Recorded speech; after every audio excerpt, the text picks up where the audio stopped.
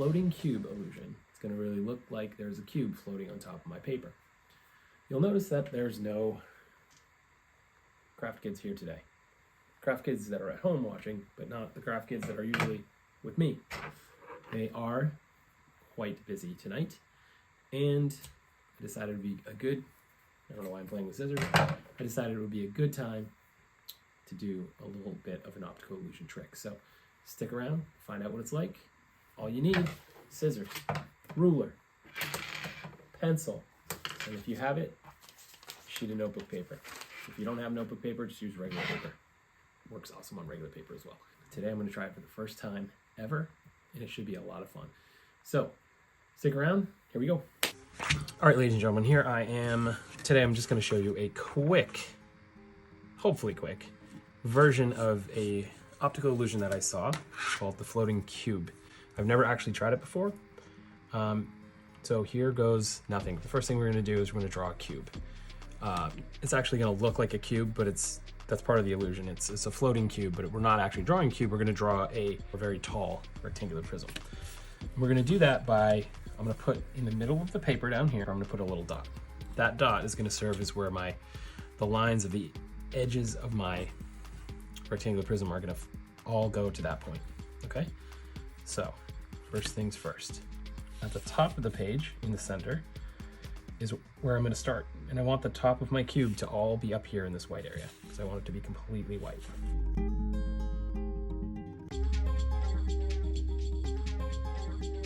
What we're going to get here is what looks like top of the cube. Okay, we good with that? Good with that. All right, now, for all of the edges, like I had mentioned, I'm going to have them come to this point down here. It's called one point perspective, where the building is all coming down to one point, or the shape is coming down to one point. Now I'm not going to draw my line all the way down there because I don't need it to be that long. I only need it to be like, I don't know, somewhere in this general region. So I'm going to draw it lightly at first until I decide exactly how long I want it. Okay, and then I'm going to make sure the second line comes to that perspective point. And again, drawing it lightly because I don't know exactly how far I want it to come down. And then this side will do the same, slightly drawn. I'm gonna end up erasing these lines a little bit. But what I also want to do is I want to make sure, and again, I could take the time to tape this paper down, put a dot over here, or tape it to a larger piece of paper, and get a dot over here for my perspective going this way, because really, I want all edges of a 3D shape should be trailing off to one point.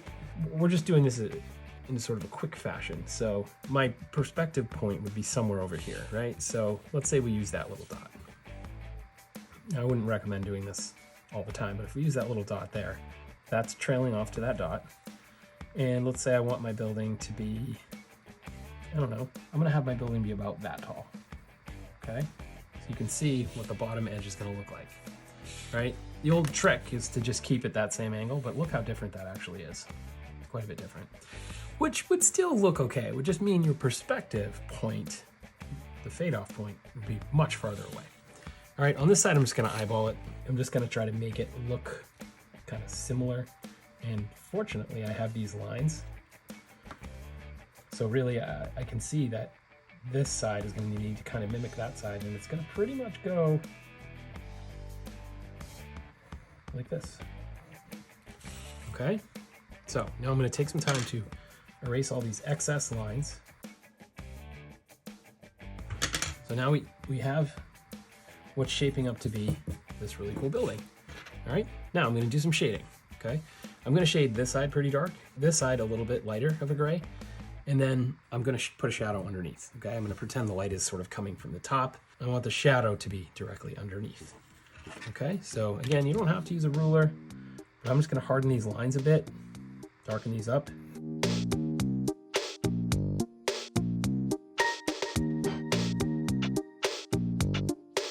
All right, dark shade, a little bit of a lighter shade.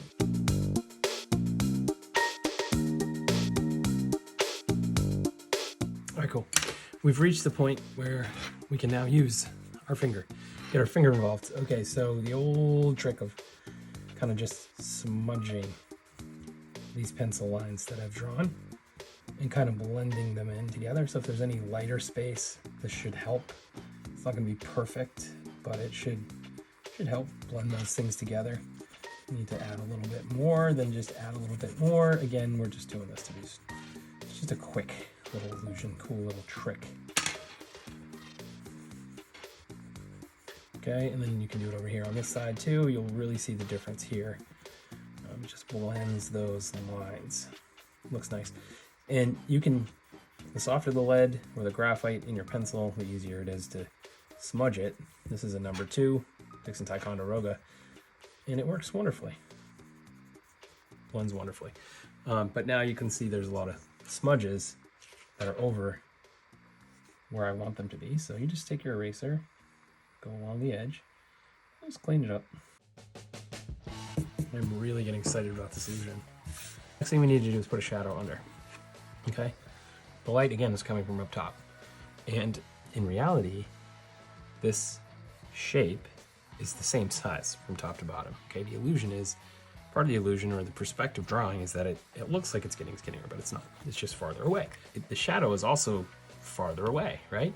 Even though the top appears wider, the shadow is going to be the same size as the bottom part, okay? Because it's further away.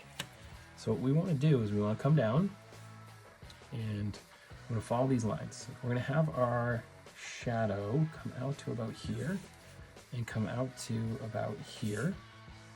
Sorry, about here. And then I'm going to freehand this because I want to, these edges don't need to be super sharp, so just going to freehand it.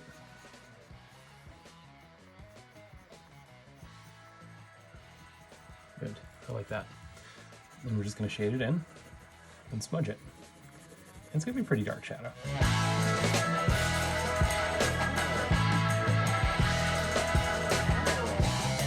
Okay, next step.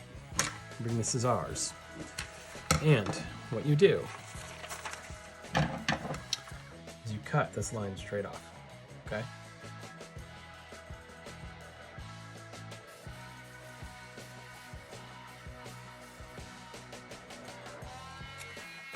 Good enough. Okay, so that's what we have, right? Now I want to make sure, at this point, I want to make sure everything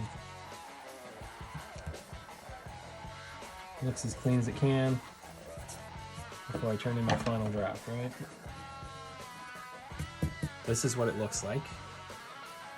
And now I'm going to show the illusion part. I'm going to grab my phone. So this is what it looks like from above. And then as you change the perspective, we get down to that cube that's floating in there. Look how cool that is. That's amazing. I love it. You can even take your pencil and say, see? Floating. So neat. But then you can, of course, prove that it's not.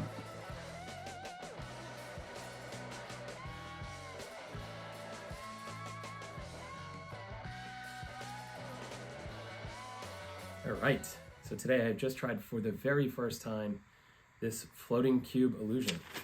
Not like this, but of course, like this, it doesn't look like much of a floating anything. But if you do this, hopefully that's the right angle, but if it's not, just hit rewind if you want to see it again. Pretty cool illusion. So I hope you took the time to draw along. Check it out. Do it with me for the very first time.